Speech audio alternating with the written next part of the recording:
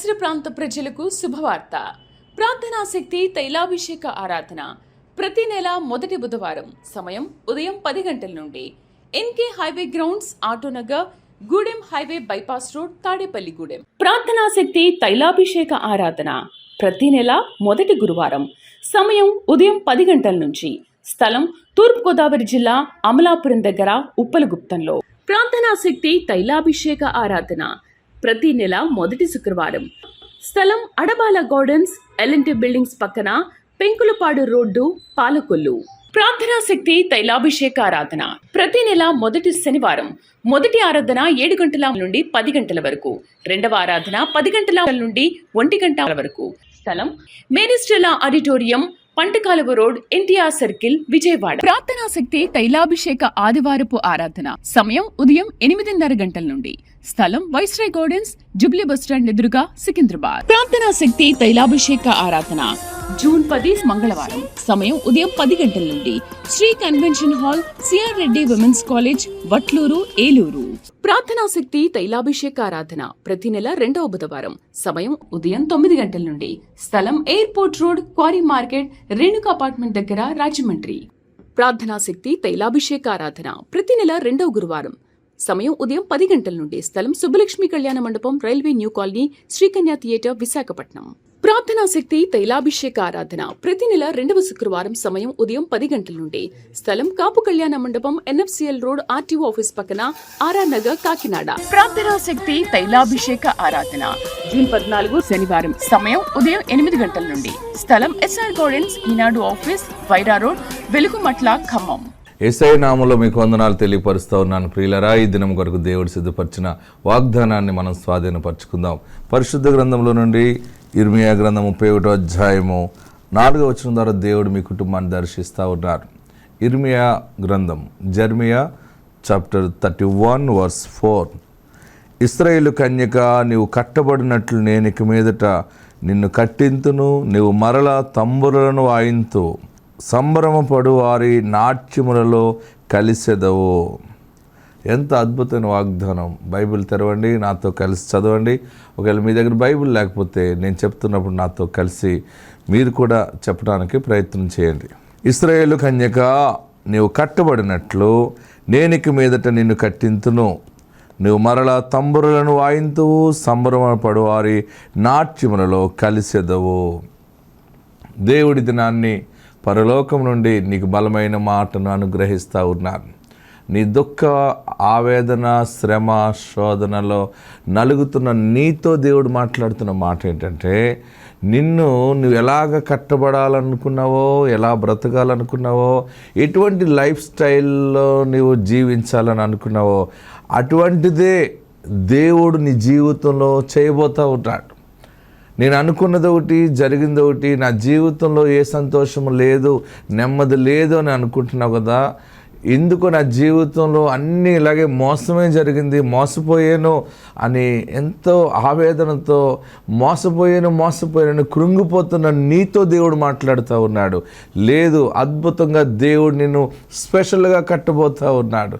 మరలా నీవు సంబరపడు వారి స్వరముతో నాట్యము చేస్తావు, సంబరాలు చేసేవారితో అద్భుతమైన నాట్యము చేస్తావు. నాకెందుకు నాట్యం, నాకేంటి, దేని చూసుకుని నేను ఆనందించాలని అనుకుంటున్నావేమో. నా బ్రతుకులాగ అయిపోయిందని బాధపడుతున్నావా? దేవుడి దినాన్ని నీతో మాట్లాడుతూ ఉన్నాడు. ఎంత అద్భుతమైన మాట అంటే, చూడండి, నీవు కట్టబడినట్లు నేను ఇక మీదట నిన్ను కట్టింతును. నువ్వు ఎలాగా ఉండాలనుకున్నావో, ఎలాంటి ఇల్లు ఉండాలని అనుకున్నావో, ఎటువంటి అందమైనటువంటి గృహం కలిగి ఉండాలి, మంచి కారు కలిగి ఉండాలి, బండి కలిగి ఉండాలి, పొలం కలిగి ఉండాలి, పాడి పంటలు ఉండాలి, నేను ఇలాగ మహారాజులా బ్రతకాలి, నేను మహారాణిలా బ్రతకాలి, అన్నీ కలిగి ఉండాలి, సంతోషంగా బ్రతకాలి, మేడ పైన కూర్చోవాలి, లేదా నాకు మంచి లైఫ్ పార్ట్నర్ ఉండాలి, లేదా నేను పలానా దేశం వెళ్ళి సెటిల్ అవ్వాలి, నేను ఫారెన్ వెళ్ళాలి, ఎన్నెన్నో ఆలోచనలు నీకు ఉన్నాయి కదా. ఇవన్నీ జరగాలంటే సాధ్యము కాదు, అసాధ్యము కాదని నా తల్లిదండ్రులు నన్ను ఇలా చేసేసారు, లేకపోతే అవన్నీ సాధ్యము కాదని మనసు మార్చుకుని నేను ఇలా ఈ రూటుకు వచ్చాను, నేను అన్ని విషయాల్లో అపజయం పాలైపోయాను అని అనుకుంటున్నావేమో. దేవుడు నిన్ను మరలా కడుతున్నాడు. ఇంకొక మంచి అవకాశం దేవుడు నీకు ఇస్తున్నాడు, నీతోని మాట్లాడుతున్నాడు. ఏడవబాకు, మరలా నువ్వు ఆశీర్వాదకరంగా డిజైన్ చేయబోతున్నావు. దేవుడు నిన్ను ఆశీర్వాదకరంగా సెటిల్ చేయబోతూ ఉన్నాడు. బలమైన సాక్షిగా నువ్వు ఉండబోతూ ఉన్నావు. నీవు ఎలాగ జీవించాలనుకున్నావో అలాంటి జీవితం దేవుడు ఇస్తున్నాడు. అయిపోయింది, చరిత్ర అయిపోయింది, ఇంకా నాకు జీవితం ఏంటని అనుకుంటున్నావా? అయిపోలేదు, ప్రారంభమైంది. దేవుడు ఆశీర్వాదాన్ని మరలా నీకు ప్రారంభం చేస్తున్నాడు. నీ మీద కృప చూపుతూ ఉన్నాడు, నీ మీద ప్రేమ చూపిస్తూ ఉన్నాడు. ఎంత అద్భుతమైన మాట నీకు ఇస్తున్నారంటే, అయినా నువ్వు కట్టబడినట్లు నేను ఇక మీదట నిన్ను కట్టింతును, నువ్వు మరలా తంబురులను వాయిస్తావు. ఆమేన్. తంబురులను వాయింతూ మరలా స్టెప్ వేస్తావు, నాట్యం చేస్తావు. అసలు నీ సంతోషము పొంగి పొర్లుతుంది. ఎంత ఏడుస్తున్నావో, ఎంత దుఃఖముతో కుమిలిపోతున్నావో, మరలా ఒక కుటుంబ సాక్ష్యం కలిగి దేవుని గణపరుచుతావు. ఆత్మ సంబంధమైన మహిమలో నువ్వు నడుచుకుంటావు, దేవుని సాక్షిగా ఉంటావు. నిన్ను ఆయన ప్రత్యేకంగా కడుతున్నారు. ఆ కట్టబడిన స్థితి ఏంటో తైలాభిషేక ప్రార్థనకు వచ్చి నువ్వు సాక్ష్యం చెప్తావు. ఆత్మ నీకు తోడుండుగాక. God bless you. జీవం గల దేవుని సన్నిధానంలో ఈరోజు మరి ఆశీర్వాదాల్లో చాలా రకాలు ఉంటాయి, కానీ ఒకటి ఏంటంటే దరిద్రాన్ని మర్చిపోయే ఆశీర్వాదం. ఎప్పుడైనా మీరు అడిగారా? ఎవరైనా అడిగారా? ఈరోజు దేవుడు మనందరికీ ప్రకటించేది మర్చిపోవటం అనమాట. దరిద్రాన్ని మర్చిపోవాలంటే, దరిద్రం ఎప్పుడు మర్చిపోతాం చెప్పండి, గట్టిగా చెప్పాలి. దరిద్రం మర్చిపోవాలంటే నీవు సంపన్న స్థితిలో 7 అంతస్తుల పైన ఉన్నప్పుడే మర్చిపోతావు. అంటే ఈరోజు దేవుడు నీకు మనష్షే ఆశీర్వాదాన్ని ప్రకటిస్తూ ఉన్నాడు. మనష్షే అంటే మరుచుట. చూద్దాం, ఆదికాండము పరిశుద్ధ గ్రంథంలో నుండి బైబిల్ ఉన్నవారు తెరవండి. ఆదికాండం 41వ అధ్యాయము 51వ వచనం. ఈరోజు దేవుని వాక్యం ఏంటంటే మనష్షే. అందరూ చెప్పండి, గట్టిగా చెప్పండి. చాలామంది ఇంగ్లీష్లో మాట్లాడుతున్నట్టున్నారు. మనష్షే. మనష్షే అంటే దాని అర్థం ఏంటంటే మరుచుట. ఇశ్రాయేలీయుల యొక్క ఆచారం ఏంటంటే, మన ఆచారం అక్కడున్న ఆచారం వేరుగా ఉంటుంది. మనకి ఇక్కడ ఎప్పుడైనా ఒక మగపిల్లడు పుట్టాడు అనుకోండి, ఆడపిల్ల పుట్టిందనుకోండి, ఆ పిల్లవాడికి పేరు ఎవరు పెడతారంటే వాళ్ళ అమ్మమ్మ పేరు పెడుతుంది, వాళ్ళ తాతో పేరు పెడతాడు, కన్న తల్లో పేరు అనుకుంటుంది, కన్న తండ్రో పేరు అనుకుంటాడు. ఓకే, మళ్ళీ వాళ్ళ మేనమామలో పేరు అంటారు. కొందరు ఏం చేస్తారు, ఎవరు పడితే వాళ్ళ పేరు పెట్టుకుంటారు. కానీ ఇశ్రాయేలీయులు ఎలా చేస్తారంటే, వారు గర్భఫలం వచ్చిన తర్వాత ఏ బిడ్డ పుడతారో ఆ బిడ్డని కన్న తండ్రి ఎత్తుకోవాలి అందరి ముందు. ఏంటి, కన్న తండ్రి అలా చూసుకుంటాడు కదా ఫస్ట్. అలా చూసినప్పుడు ఆ తండ్రి ఆ బిడ్డని, ఆడబిడ్డ అయినా మగబిడ్డైనా అలా చూస్తూ, తను ఏ పరిస్థితుల్లో గర్భం ధరించింది తల్లి, ఏ పరిస్థితుల్లో ఆ శిశువుని ఆ తండ్రి ఎత్తుకున్నాడో గమనించుకుని దానికి సంబంధించిన అర్థం వచ్చే పేరు కన్న తండ్రి పెడతాడనమాట. అది యూదులు, ఇశ్రాయేలీయుల యొక్క ఆచారం. మరి యోసేపు చరిత్ర మనందరికీ తెలుసున్నదే. యోసేపు వారి బ్రదర్స్ ఏం చేశారంటే, అన్నదమ్ములు అతన్ని కొట్టారు, తిట్టారు, గోతులోకి నెట్టివేశారు, దారిలో వెళ్ళిపోయేటువంటి ఇష్మాయేలీలకి అమ్మేశారు. ఏం చేశారు? ఇష్మాయేలీలకి అమ్మేశారు. అమ్మివేయబడ్డాడు యోసేపు. అమ్మివేయబడి మరలా ఈజిప్ట్కి వెళ్ళిపోయాడు. ఆ కొనుక్కున్న వారు ఐగుప్తులో మాయా బజార్లో యోసేపుని అమ్మేశారు. ఎక్కడ అమ్మేశారు? గట్టిగా చెప్పాలి. మాయా బజార్. ఈ రీతిగా భయంకరమైన బజారు ఐగుప్తులో. అక్కడే ఆ ప్లేస్లోనే యోసేపుని దగ్గరగా ఉన్న ప్లేస్లో అమ్మివేశారు. అందరూ వచ్చి చూస్తున్నారు. ఒక గేదెని చూసినట్టే, బర్రెని బేరవాడినట్టే. యోసేపుకి చాలా అవమానముగా ఉంది. హెబ్రీడ్ అనేటప్పటికి రేటు పెరుగుతూ ఉంది. ఆ మనుషుణ్ణి ఒక పశువును చూసినట్టు చూస్తున్నారు. చివరికి ఒక ఉద్యోగస్తుడు కొనుక్కున్నాడు యోసేపుని. ఆ ఉద్యోగస్తుడి ఇంట్లోకి ఈ మనుషుడు వెళ్ళాక ఆ మనుషుడు ఆశీర్వదించబడ్డాడు. అప్పుడు తెలుసుకున్నాడు సెంటిమెంట్గా, ఈ హెబ్రీడు ఈ మనుషుడు నా ఇంటికి వచ్చాక నా స్థితి అన్ని రకాలుగా బాగుంది అని అధికారాలు తనకిచ్చాడు. తర్వాత యోసేపు విషయంలో ఆ యజమానుడి భార్య యోసేపు మీద మరి ప్రేమ కలిగి, నువ్వు నన్ను ఇష్టపడు, నువ్వు నన్ను పెళ్లి నేను నిన్ను లవ్ చేస్తున్నాను, నువ్వు నాకు కావాలంటే యోసేపు అన్నాడు, నా బ్రతుకు అసలే తిరగలేక ఇలాగ వచ్చాను నేను, మళ్ళీ ప్రేమ ఇవన్నీ నాకు సూట్ కావు, ఆల్రెడీ నేను ఒకరిని ప్రేమించాను, ఆయన యెహోవా దేవుడు అని చెప్పాడు. ఆమేన్, హల్లెలూయా. గట్టిగా హల్లెలూయా చెప్పండి, ఇంకా గట్టిగా హల్లెలూయా చెప్పండి.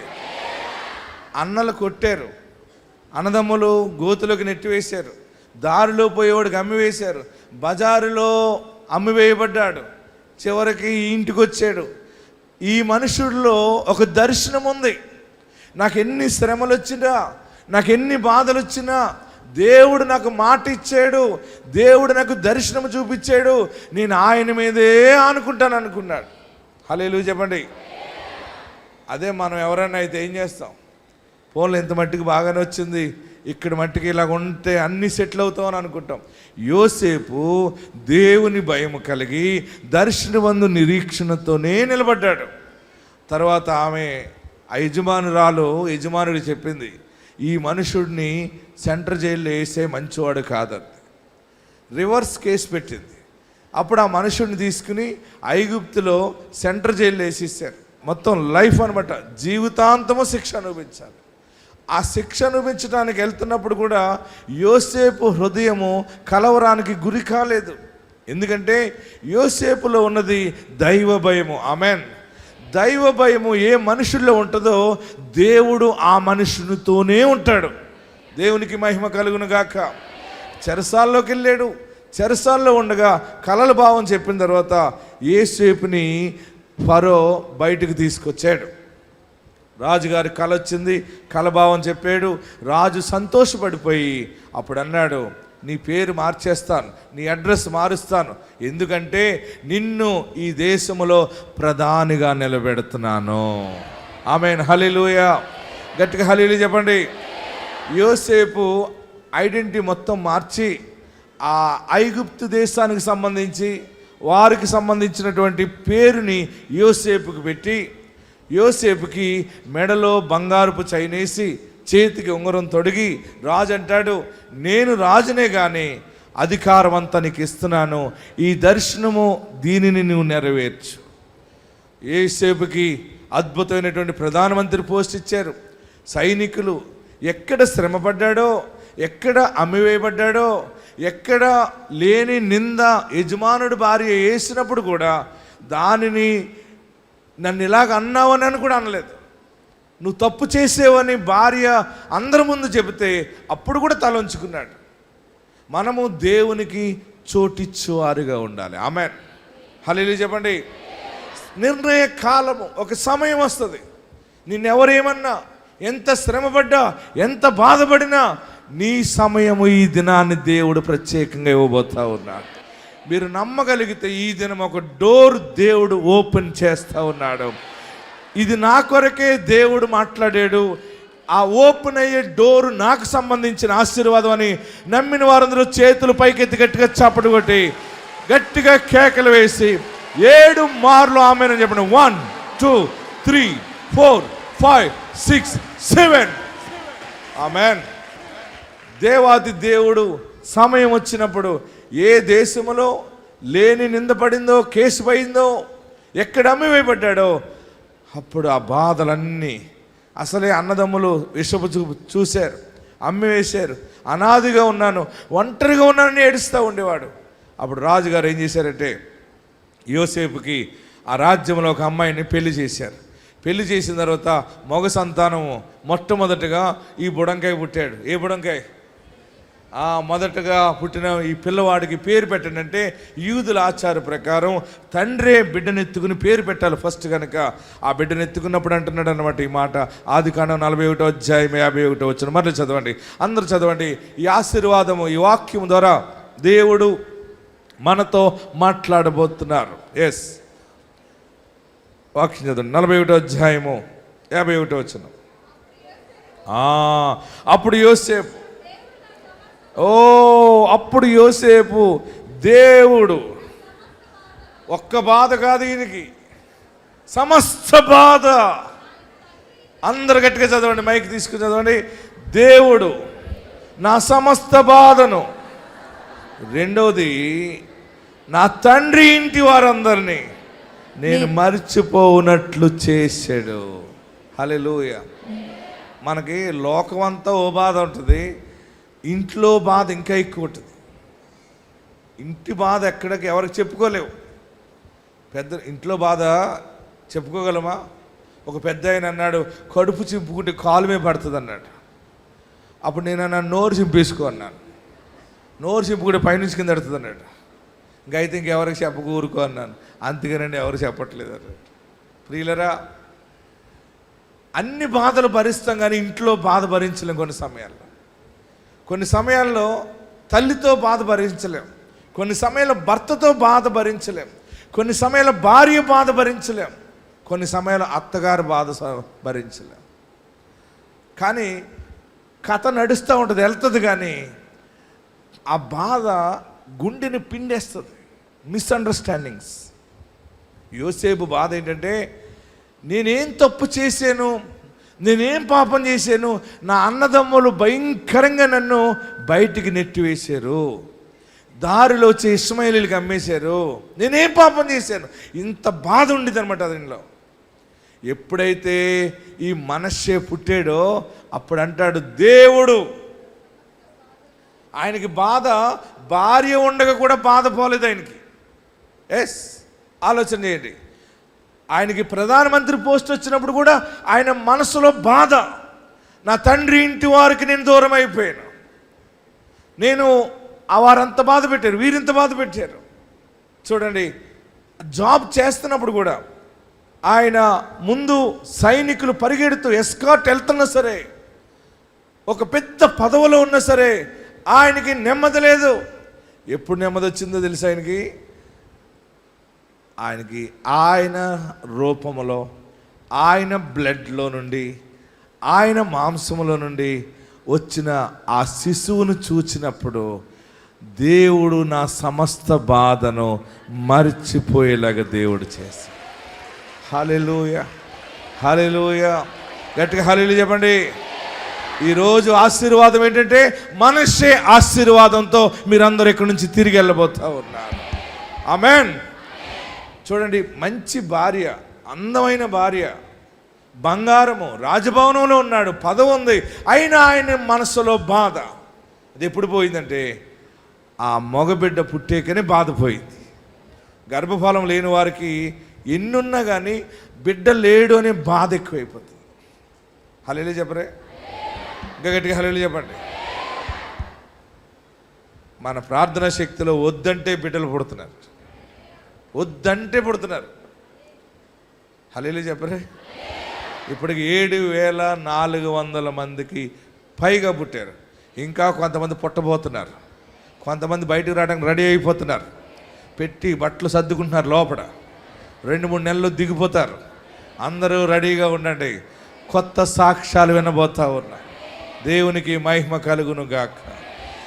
ఈ యొక్క యోసేపు ఆ బిడ్డనెత్తుకుని, దేవుడు నా సమస్త బాధ, నా తండ్రి ఇంటి వారిని అందరినీ. ఒక బాధ ఏంటంటే, అంతా బాధ ఏంటంటే, లేనిపోని కేసులు, జైలు శిక్ష, బజారులో అమ్మివేయబడటం. అందరూ మనల్ని అమ్మేస్తారు. కొంచెం అప్పుల పాలయ్యంటే ఈ పని అయిపోయింది అంటారు, అంతే. ఈ మనిషి వ్యాపారం అయిపోయింది, ఈమె అడావుడంతా అయిపోయింది. అంతా అప్పుల మీద చేస్తున్నారు. ఏదో రోజు టోపీ పెడతారు, లేకపోతే ఏదైనా లేని నింద నీ మీద పెడితే ఇది వ్యభిచారి, ఈ మనుషుడు వ్యభిచారం చేస్తాడు, దొంగ, ఇలాగా అందరూ నీ మీద నిందలేసారేమో, అయ్యో నాకు ఏ పాపం తెలీదు, నా మీద ఎలాంటి నిందలేస్తున్నారని ఏడ్చినప్పుడు నీ తరపు ఎవరూ మాట్లాడలేదేమో, నీ ఒంటరి అయిపోయేవేమో. నీ ఒంటరితనంలో ఆయన జంటగా దిగి ఉన్నాడు. అందుకని ఆయన నీ బాధను, సమస్త బాధ ఈ దినము పటాపంచలవును గాక. నీ హృదయంలో ఆవేదనంతా కొట్టివేయబడును గాక. ఇంటి వారిని మర్చిపోవటం. ప్రియులరా, నా అన్నదమ్ములు ఎందుకు ఇలా చేశారు, నన్ను ఎందుకు అమ్మేశారు, నేనేం తప్పు చేశానని బాధపడేవాడు. ఎప్పుడైతే తన రూపంలో, తన బ్లడ్లో నుండి ఒక శిశువు తన చేతిలోకి వచ్చాడో, ఆ మనుషుని చూసినప్పుడు తన అన్నదమ్ముల బాధ, తన కుటుంబ బాధ అంతా మర్చిపోయి ఒక ఉన్నతమైనటువంటి సంతోషముగా ఆ మనుషుడు ఆత్మచేత నింపబడ్డాడు. హల్లెలూయా చెప్పండి, గట్టిగా హల్లెలూయా చెప్పండి, ఇంకా గట్టిగా హల్లెలూయా చెప్పండి. మన బాధలు, అప్పులు, రోగాలు, అవమానాలు, అన్యాయము, వారు ఇలా చేశారు, ఆ మనిషి ఇలా చేసింది, ఈ మనిషి ఇలా చేసిందని మర్చిపోలేకపోతున్నాను, కళ్ళతో చూడలేకపోతున్నాను, ఏడుస్తున్నావు కదా. సమస్త దుర్నీతిని దేవుడు నీకు దూరం చేస్తా ఉన్నాడు. దేవుడు నిన్ను తలగా హెచ్చించడం మొదలుపెట్టాడు. మర్చిపోతావు. అభాషణ అయిపోయింది, మొన్న అభాషణ అయిపోయింది, ఇంకేంటి అని అనుకుంటామేమో. ఆ అభాషణ అయిన 2 ప్లేసెస్లో నుండి వచ్చే ఆశీర్వాదము ఒక్క గర్భంలోనే దేవుడు ఇచ్చేస్తాడు. అందుకని అంటున్నాడు దేవుడు, చదవండి, దేవుడు నా సమస్త బాధను,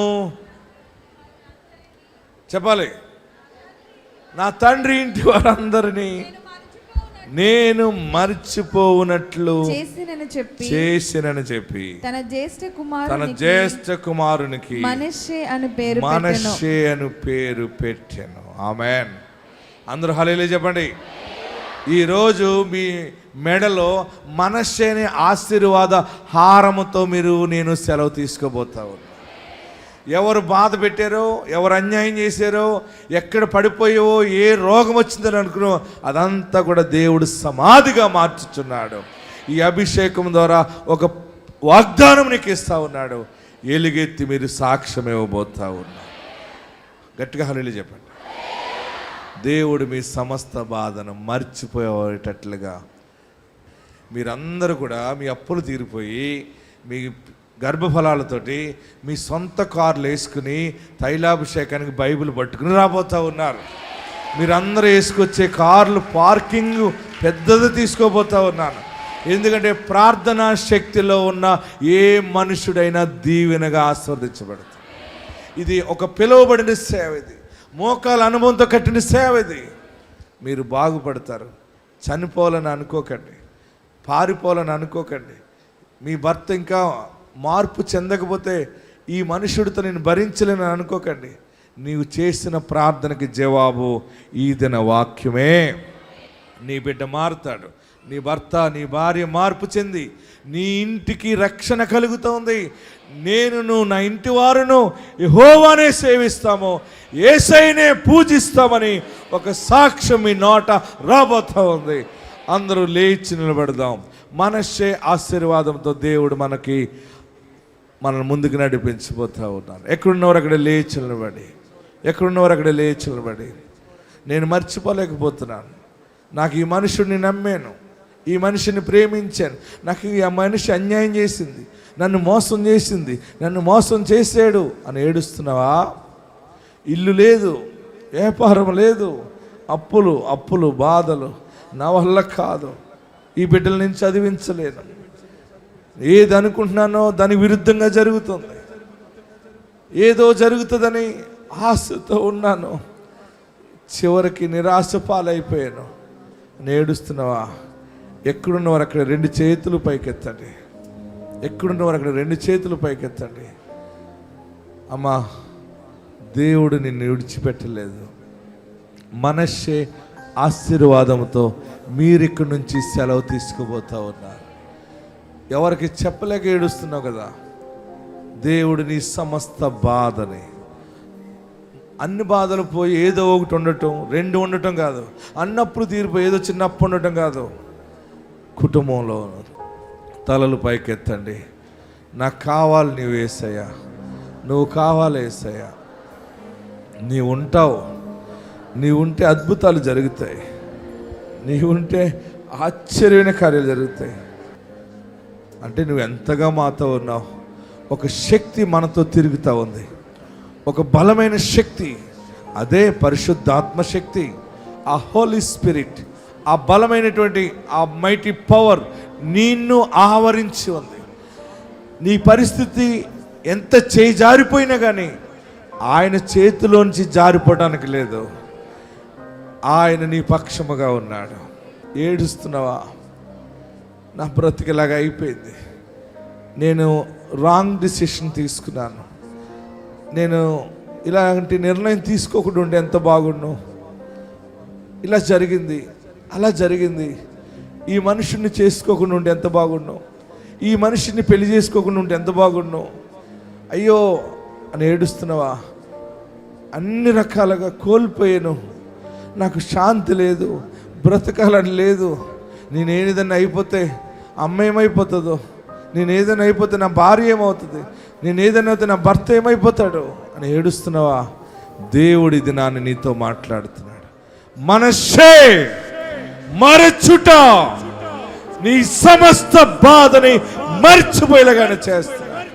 నా పాపాలు క్షమించేసాయి, నన్ను పరిశుద్ధపరిచేసాయి, నన్ను పవిత్రపరిచేసాయి అని అందరూ ప్రార్థన.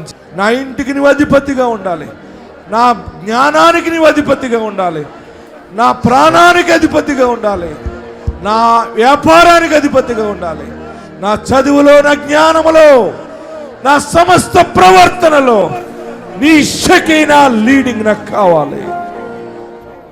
యేసయ్యా నీ రక్షణ నాకు దయచి, మనస్సే ఆశీర్వాదం నాకు దయచే, నాకు దయచే. అందరూ ప్రార్థనలో ఉండండి, అందరూ ప్రార్థనలో ఉండండి. హల్లెలూయా, హల్లెలూయా. స్తోత్రం, స్తోత్రం.